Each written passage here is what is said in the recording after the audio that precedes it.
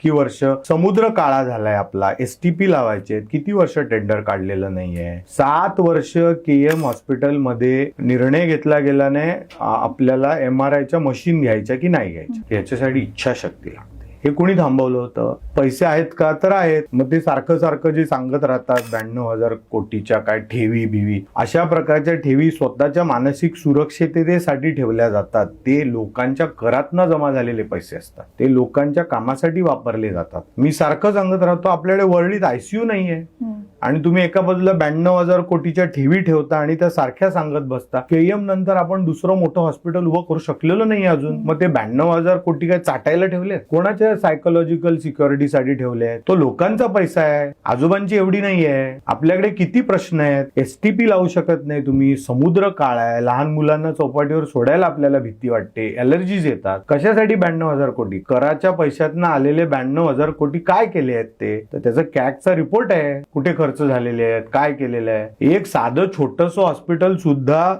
MRIच्या machine घेऊ शकतं आणि केएम सारख्या हॉस्पिटलला MRIच्या मशीन विकत घेण्यासाठी निर्णय घ्यायला कुणाला वेळ नाही. त्याच्यामुळे स्थानिकच आहे निवडणूक, ती उगीच भाषेच्या आणि मराठी अस्मितेच्या नावावर घेऊन गेली जाते.